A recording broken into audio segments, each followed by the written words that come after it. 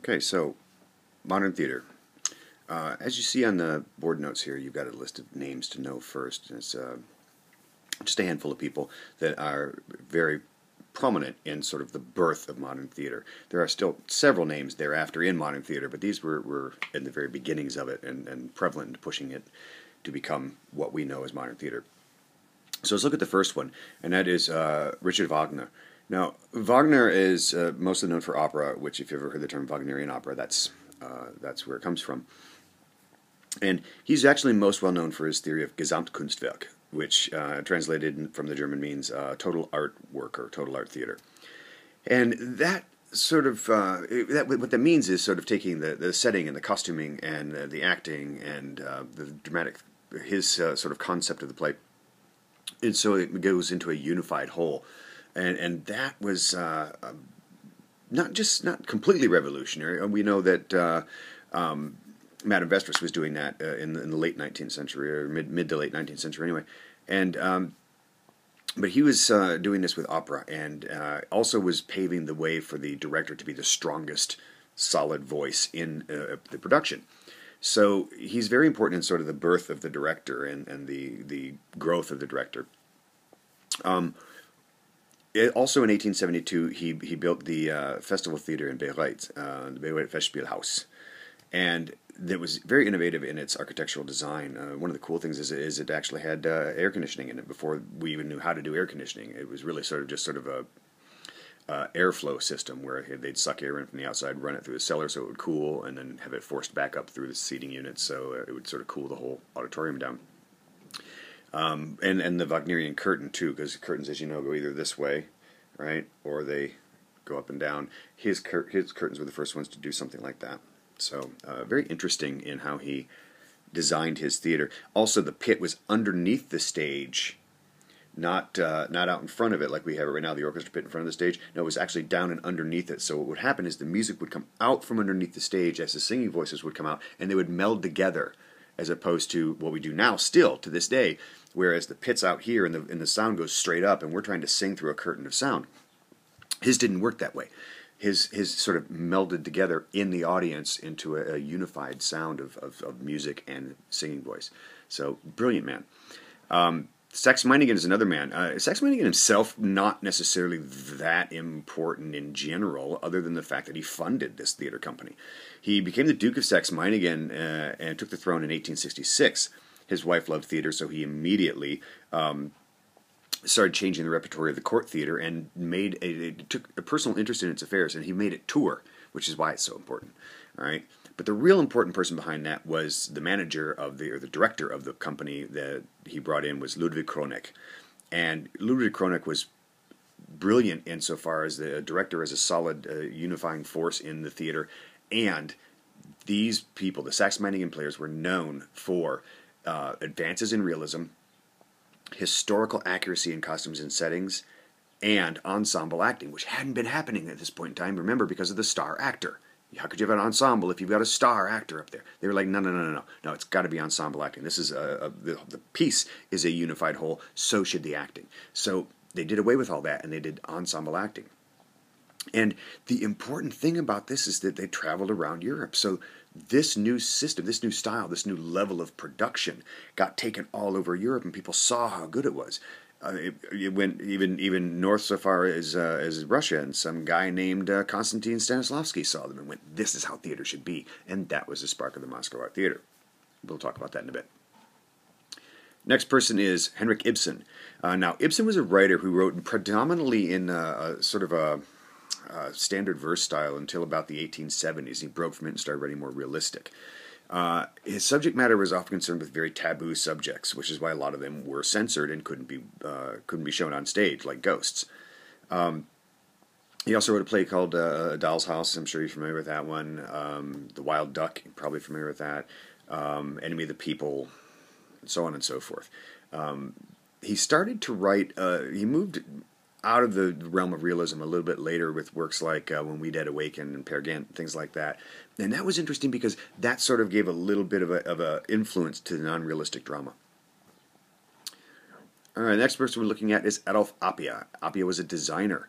And he was born in Switzerland. He's one of the most famous of the modern designers. And his works that he wrote on scenic design were pretty much eventually accepted almost everywhere. And he abolished that sort of two-dimensional painted scenery and moved it into three-dimensional pieces like levels and ramps and stairs and things like that, because he felt it was better for the movement of the actor. He worked primarily with Wagner on his operas. So that's why he started doing that type of scenery and breaking up the stage and also giving the actors movement and places to go. He would have stayed on with Wagner's company after Wagner passed away, except for the fact that Wagner's wife hated him, and so she got rid of him as soon as he died. I think his if I remember correctly, Adolf Appia's dying words on his deathbed were, "But yet," and that was it. More shit you don't need to know in your life, but there you go. Gordon Craig, another designer around Appia's time, a contemporary of Appia's, but his works were more widely disseminated, so he's a little more famous than Appia as far as designers go, but also because he wrote on theater as a whole. He wrote one book called On the Art of Theater. He wrote a few books, but On the Art of Theater is one of his most well-known ones. And he doesn't just touch scene design, he touches every aspect of theater, especially directing, which is why he's important as a powerful director. Right? He actually sort of was a real arrogant, hot-headed ass, but that's neither here nor there. He had in his mind that the director should know how to do everything. He can be a scenic designer and build the set, a costume designer and build the costumes, a lighting designer and do the lighting, sound designer, do the sound, choreograph fights, choreograph dances, act. Everything that you would need to have done, the director can do. His reasoning behind that is sort of sound, actually. It's because once you start using other designers, you dilute the director's vision because it's going through another person's brain and their thoughts. So if the director could do all of that themselves, the vision would be singular and clear until you add actors, because then they have their visions of their things. But that's when he came up with another theory that we really sort of is the major important aspect of Gordon Craig, I believe, and that is his theory of the Ubermarionette. Ubermarionette. Ubermarionette. And that is translates into super puppet, effectively. So he felt actors should be super puppets. They shouldn't think. They should just do what they're told, just like a puppet. You move them, they move there. You tell them how to say something, they say it just like that. No thought, none of their own character into it, just puppets. Then it would be perfect. Then the director's vision would be without any sort of other taint into it whatsoever. It would be pure. Obviously, that never happened. Then we get to August Strindberg. Now, August Strindberg is another writer at this time. He started writing realistic plays in the beginning of his career, like Miss Julie. And then he kind of went insane during the 1890s. And then he got better, somehow, and began to write sort of bizarre plays like the Dream Play. And but this was also influenced because of some other quirky guy out there talking about the interpretation of dreams named Sigmund Freud. So it was sort of the hot thing at that point in time. And so his works, like the Dream Play, his anti-realistic works later, really were an influence on future breaks from realism and the non-realistic subsequent writers. And that's the end of that group. Let's look into England now. England in 1881, the Savoy Opera House was it was built literally to produce works by Gilbert and Sullivan specifically, but it also happened to be one of the first theaters lit by electric light. 1890, the New English Opera House installs an electric chariot. Now, chariot, you guys remember the chariot and pole system where you underneath the stage you got poles, pushes, and the walls come in and out and go on. A chariot is they're all interconnected, so you turn one crank and they all move simultaneously. These ones come on as these ones go off, right? That's a chariot. Well, the chariot was now electrified, so now you could just press a button and it would all do it all by itself. So pretty ingenious and very helpful as far as scene changes are concerned. Also in 1890, the Chadwick Theatre installs a paint frame with a motorized floor. So basically what this is imagine your backdrops, right? So they put a big, huge backdrop on the back wall. And then they have a floor that goes up and down. So we start at the very top here, you start painting the sky, and then the floor moves and starts going down. And then you start painting tops of the houses, trees, so on and so forth, and on the way down. So that way you don't have to get up and down ladders and so on and so forth. You can just slowly do the entire thing with it hanging there just like it will look. So you're not doing it on the floor either. So this was really quite an innovation insofar as making a little prettier and more realistic backdrops. It also made an impetus for specializations. People would become sky specialists, cloud specialists, brick specialists, and stuff like that. So we're starting to see specializations happening within scenic artists. 1891, the Independent Theatre opens in London. This is not the first independent theatre. The first one's in France. We'll talk about that when we get there. But this sort of was an offshoot of that type of thing by a man named J.T. Grein, Grein. He was Dutch. And he wanted to produce English plays, new English plays, but there really weren't any around. So he was talked to a friend of his, and he was trying to get, even a contest, English plays. Let's get some English plays in here. And we really didn't have any English plays at that point in time that were ready to be worked on. And so he pushed a friend of his to finish a play that he was working on.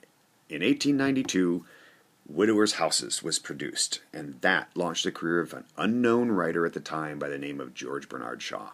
That's really the major impetus or important point of the independent theatre in London, is that it launched George Bernard Shaw, who became one of London's and the English-speaking world's top writers. 1899, the Incorporated Stage Society is founded. Now that lasted until about 1839, and that was important because it launched about, 1939. It lasted till about 1939. It launched about 200 writers that never would have been seen before. Now, they're not all George Bernard Shaw level, but it did get a lot of other writers seen and launched a few careers even. So looking further here now, we've got Between the Wars, England Between the Wars. Okay, so you see in 1912 it says Lillian Bayliss becomes manager of the Old Vic until 1933. Because that's when she died, so she couldn't manage it anymore. So, remember, the Old Vic was originally named the Royal Coburg, built in 1818, later renamed the Royal Victoria. That was taken over by a woman named Emma Conns in 1880, and she turned it into the Royal Victoria Hall and Coffee Shop, which then it eventually they tacked on this sort of a backstage college. So now it's acting training. That's why this is important, because we're starting to see acting training, like colleges, conservatories in London. And the reason it's called Old Vic is because the college, the students of the Royal Victoria Hall and Coffee House were known as Old Vic students, and so it kind of got that nickname throughout the years. And Lillian Bayliss was her niece, was Emma Conns' niece. She took it over for her, and in 1912, and then managed it until she died in 1933, when it was then taken over by Tyrone Guthrie, and he had it until 1939. Well, he had it a little later than that, I believe. But by 1939, it had set the standard for theatrical production in London. Actually, for the entire country, it really set that standard. And Tyrone Guthrie, if you don't know the name off the top of your head, this is the man that built the Stratford Shakespeare Festival in Stratford, Ontario, that I think some of you have been to, and or at least worked with some of the actors from there recently in the Shakespeare studio. So, next thing we have on there is 1919, Ireland declares itself a republic. This is world history. There's no reason it has any bearing to do on theater history, but it really does, because a lot of the writing, theatrical writing, that is done around this time bases on what's going on, the struggle for independence that the Irish had. It is the basis for most of their writing, not only their dramatic literature, but their poetry and their songs. So this becomes a very important turning point in a lot of subject matter. In 1923, the treaty between England and Ireland is finally signed, and this was open rebellion, this was warfare, this was people dying, and they finally decided to sign a treaty. And out of all this struggle comes several good playwrights, and one of them being Sean O'Casey. And we got Tyrone Guthrie, manager of the Old Vic in 1933, and we've discussed that. In 1935, Barry Jackson's Birmingham Repertory Company transfers its ownership to the city of Birmingham. Now, I know we've done this in the past where like Paris took over Paris Opera and whatever, but the interesting part about this one is once it transferred over to the city of Birmingham, it became a civic theater. And so this is the birth, pretty much, of community theater as we know it. I know our cities don't necessarily control, say, like Lansing community players or whatever, but they do have a connection back to this old style when the city took it over and said, okay, we're going to have, this open for amateurs to do so. And that's where this sort of begins. 1939, we have incorporated stage society disbanded, and we've discussed that already. Let's look at post-war England here. 1961, Stratford Memorial Theatre becomes the Royal Shakespeare Company. I think everybody knows that name is the most prestigious company, acting company in the country. And this is pretty much just to let you know that that's where their roots are, was in the Stratford Memorial Theatre Company. 1963, the Old Vic is dissolved, and the building becomes home of the National Theatre. Now, the building was not torn down. Obviously, it says the building becomes the home of the National Theatre. But the Old Vic students, the college and so on, that's all dissolved and is now pretty much just a theater space and becomes the home of that theater. Looking at producers, designers, and directors, Herbert Beerbohm Tree, very interesting guy. Actually, his name is Herbert Beerbohm. Tree is a name he took on after his dad. The story goes his dad told him that he could reach the highest branch of the highest tree if he just applied himself, and so he took that on as sort of a moniker in memory of his father. So he becomes the manager of the Haymarket Theatre in 1887 to 1897. He does so well there, out of the profits he makes there, he builds Her Majesty's Theatre in 1897. And Her Majesty's Theatre becomes the principal home for Shakespearean theatre in England from like 1900 to 1914. He was known for incredible pictorial realism on stage. He did, I believe it was in 1903, he did a production of Midsummer Night's Dream so realistic that you could literally actually pick flowers on stage, like out of the ground. So amazing stuff he did on stage with realism. And simultaneously, though, when he died in 1917 and toward the end of the First World War, that actor-manager system that we've had since the time of Shakespeare, that was disbanded. He was the last actor-manager.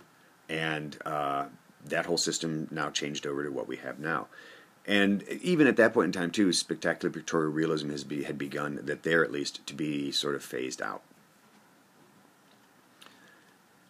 Then we have Gordon Craig, whom we've already talked about, and Peter Brook. Peter Brook, probably the most influential director associated with the Royal Shakespeare Company.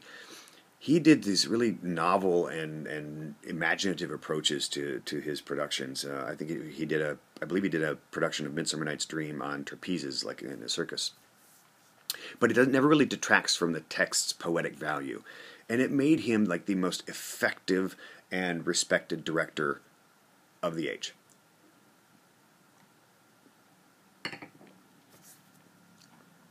Looking at playwrights now, Henry Arthur Jones. Now, Henry Arthur Jones began his career with a very successful melodrama, and then he moved to realism around the 1880s. So that's pretty much all you really need to know about Henry Arthur Jones. Arthur Wing Pinero. Now, this is an interesting guy. Not to say that Henry Arthur Jones wasn't, but Arthur Wing Pinero wrote a play called The Second Mrs. Tanqueray, and that was a story about a woman with a past. And all of a sudden, when that came out on stage, everyone was like, oh my God. Well, I guess Ibsen's works don't look so bad now. And it really kind of did. It made people look more favorably on Ibsen's dramas, like they're talking about, a horror, a prostitute, or whatever. And Ibsen's just talking about STDs. It's not that bad. So it really made a change in public's attitudes about what could be presented on stage. Then you have Oscar Wilde. Interesting character. I don't want to really go into everything about him in the background because it's really not pleasant. But the important thing about him is he was a member of the aesthetic movement. And the aesthetic movement was somewhat like France's symbolism movement. And it sort of suggested that theater should be turned into, we should turn life into a work of art instead of art imitating life. That was sort of their basic tenet. He wrote a number of famous plays. Some of them you've probably heard of. Salome was one. That's closest to French symbolism, I think, than most of his other plays. But he also wrote one called The Importance of Being Earnest, which is probably the most well-known one. Then we have George Bernard Shaw. Now, George Bernard Shaw was an Irishman who moved to London to write plays and get produced. And his plays have a point that he tries to get across, and it usually deals with sort of the human condition or social problems, always kind of throwing in some sort of a misconception of society, right? And that's the kind of the writing that he does. And then we have Harold Pinter. as our last person.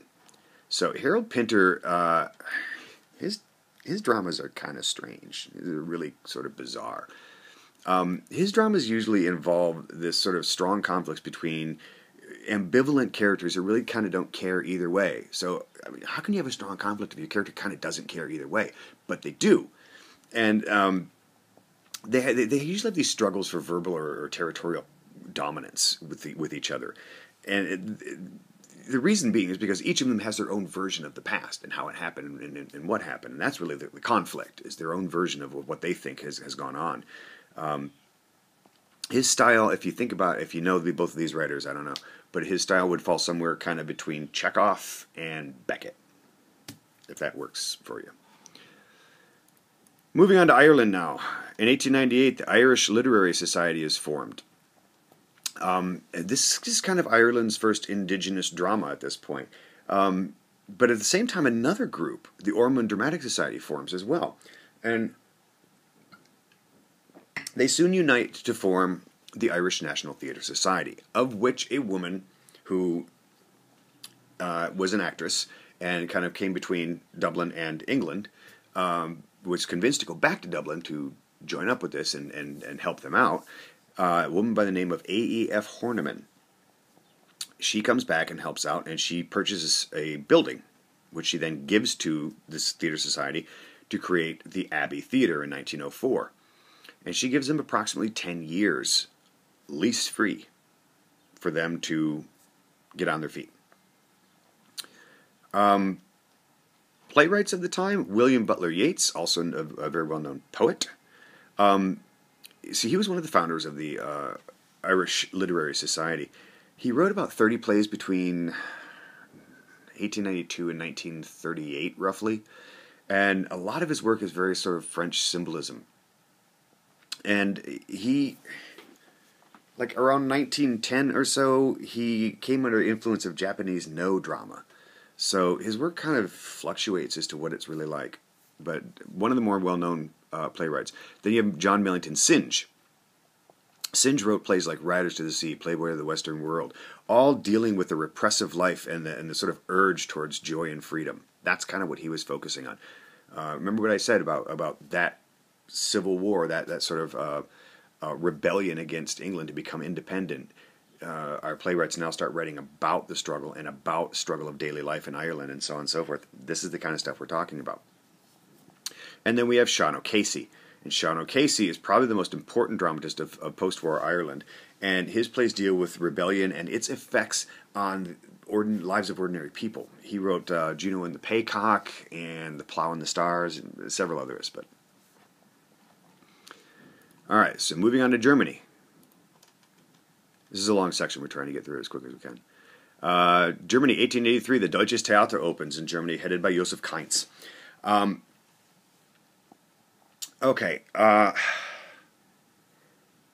this was a major exponent of the New Realism. The Deutsches Theater becomes the major theater company in Germany and pushes realism into the forefront. Now, one of the things you got to keep in mind at this time is there was a theater known as the Theater of the Prince of Region in Munich, and that was sort of the footprint for all theaters that for what they should be. How they should be constructed. And it had continental seating at the time. Now, continental seating means sort of a fan-like structure, almost like Greek, with no, think about your aisles, with your each aisle seat with no aisle between it, kind of like Dart Auditorium if you're familiar with it. So seats were also not attached at this time. Anytime they had a fire or any kind of a big, huge problem that people had to get out quick, they just trampled each other. They'd pick up chairs, they'd beat each other, and many people died. Not to mention they also had doors that opened inward, so if it was a fire, everyone was pushing to get out, but the doors open inward, and people would just get squashed and then burned. So this is what caused a law to be passed to change the direction that exterior doors open, to put no more than, I think, 7 to 10 seats, I think it's 7 seats, in an aisle before you have an aisleway, so that we can run out like that and go down the center thing. So the continental seating concept, because of this particular theater, was sort of abolished around this time. 1889, the Freie Bühne opens in Berlin by headed by Otto Brahm. Now, the Freie Bühne is Germany's answer to the free theater. It literally means the free stage in translation. Okay, and it was hearing forbidden plays and things like that. Again, it, just like many of the other ones, it opened with Ibsen's Ghosts, and it came to an end in 1894 when Otto Brahm left to become the director of the Deutsches Theater. Why? Because the Deutsches Theater is the most prestigious theater in Germany. He's given that opportunity because he did so well with the Freie Bühne. He's going to take it, and so he takes it, and the Freie Bühne closes. However, in 1894, the Freie Volksbühne opened up, the Free People's Stage, or theater. And that was also established in Berlin. And it followed predominantly the same basic concepts as the Freie Bühne did, but it was much more successful. I think it had, by 1908, it had like 12,000 subscriptions. Now, what the independent theater movement is all about is that it is not a public theater. It is a subscription only. So you have to buy a subscription, an annual subscription to these theaters, in order to come see the shows. That's what allows them to get around the censors. So because they're not open to the public. So same kind of idea here, and it had 12,000 sponsors by its 18th year. But in 1892, which you also see on here, the Neue Freie Volksbühne opens up. This is the new Free People's Stage, opens up in Berlin, and it also has a large number of people. But before World War I. The two groups combine together, and they have a subscription of about 70,000 people. So they're very, very popular. And you see the line there, the 1894 Freie Bühne closes because Otto Brahm moves to the Deutsches Theater. We've discussed that already. 1896, we have the first revolving stage in Munich. So the first rolling platforms and stuff start coming around, all by German engineering, German design. So now you've got sliding platforms with stairs by 1914. You've got revolving platforms. You have a revolving stage. But you know what? The Greeks did that a long time ago. If you remember, your Ekaklema was a rolling platform or a revolving piece. So the sliding platforms with elevators, okay, that's catchy and that's new. That's 1914. It's very German engineering. In 1910, the Expressionist movement starts coming around in Germany. Okay, so Expressionism is the attempt to sort of project human emotions and frailties and thoughts into inanimate objects, and seek the truth in humanity's spiritual quality rather than their external appearance. That's the concept of Expressionism. And you probably sit there and think, well, that's just ridiculous. Really? Well, look at Disney's cars and planes, right? They're doing the same kind of thing. They're putting human characteristics into inanimate objects and letting us look at them from a different perspective. Same kind of idea. So Disney is very expressionistic at times. By 1913, you have 1,000-watt lamps available in Europe for spotlights, and color media is common at this point in time. So they've got like light bulbs to the level that we have today now. In 1913, they've got electricity. Stages are being lit by electricity now, and they now start having color media to put in front of the lights so that they can now start doing colored light like we do today. Slightly different, but like we do today. All right, and then of course down here you see before World War I, Freie Volksbühne and Neue Freie Volksbühne combined. We already talked about that. So Germany between the wars. Okay.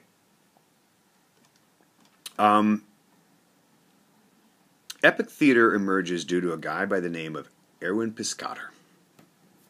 He starts that concept of epic theater. Brecht takes it and runs with it and makes it world famous. So Bertolt Brecht continues and advances this movement. What is epic theater? Epic theater is breaking you out of connecting to the actors and the production. Piscator started it. Brecht perfected it. And it's this concept of you will never be objective about the message the play is trying to send if you connect to it or the characters. Therefore, we do things like break into song. We throw placards up, drop placards down talking about what's going to go on in this scene. The scenery is done in such a manner where it's not realistic. Actors occasionally talk right out to the audience. And there's an acting style specifically where they don't allow you to feel their emotions. They present them more like kabuki theater, right? Brecht was really into that. So the reason being behind that is if I can just watch what's happening and not get emotionally involved in it myself, I can sit back and be objective and say, oh, well, the message of the play was this, and I agree with it because I watched it all and was clearly understanding what was going on, as opposed to no, I connected with the main character, so I think that the message is wrong, right? So that was the concept behind that. 1933 to 1945, theater becomes subordinate to political demands, and as do a lot of playwrights at that time. And actually, Gerhard Hauptmann, who our first playwright down here, was one of those ones that just passively accepted Hitler's regime and wrote stuff in his plays, sort of glorifying it. And so that was the difficulty. Brecht did not. Brecht fought it and had to run to America during the war. He was like number 3 on Nazis' hit list for 11 years, so they weren't very effective. So, Germany after World War II, 1947, Brecht returns to Germany after running away. I believe in his biography he wrote that he changed countries more often than shoes when he was on the run. But he returns to Germany and continues his work with the Berliner Ensemble, the most prestigious acting company. And one of his principal influences on the future productions was something known as the Modellbuch. Now, the Modellbuch is a picture of 500 to 800 pictures of almost every moment of the show. Brecht was very stickler about this. This is exactly how you need to do it. So it was effectively what we would know as a stage manager's prompt book, but it recorded every second of the play, pretty much, so that you couldn't screw up faithfully reproducing the production the way he did it initially. Could have done it on film because film existed at that point in time. They could have just filmed it instead and said, here, watch the film, then reproduce it. Why did they use pictures? Well, they used pictures because actually Brecht was seeing this woman, it was his mistress, and she was a photographer. So instead of using film, he used a photographer and used her. One of those silly facts in history that we don't hear of very often, but you uncover occasionally in brilliant places. So, playwrights, Gerhard Hauptmann, we talked about that a little bit, and introduced by Freie Bühne. Earlier works were realistic, and he was noted for his compassion of human suffering. A play called The Weavers is very, very important in that regard. But his later works were non-realistic, and they, like I said, they started to passively just sort of accept the Nazi regime and glorify that. So he lost a lot of prestige in that regard from that perspective. Anti-realistic, Hugo von Hofmannsthal. So Hugo wrote in verse, and a lot of critics kind of consider him to be the best poet, dramatic poet since Goethe. And he underwent this weird crisis around 1900 or so where he felt that words had no meaning. Probably a crappy crisis to go through if you're a writer. But then he moved beyond that and continued reworking existing plays. Next one is Frank Wedekind. Okay, he was the second dramatist, the really well-known dramatist in the anti-realistic movement. His were preoccupied with sexual themes, like so much so that it borders on lunacy. Spring Awakening is one of his, if you're familiar with that one.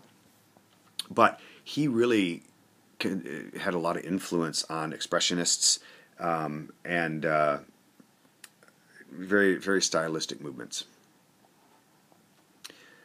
And then we have Epic Theater, Bertolt Brecht. We talked about him already. Now, one of the things that you need to know about Bertolt Brecht, though, you have to know this, is Brecht had a theory of Verfremdungseffekt. Verfremdungseffekt. Verfremdungseffekt.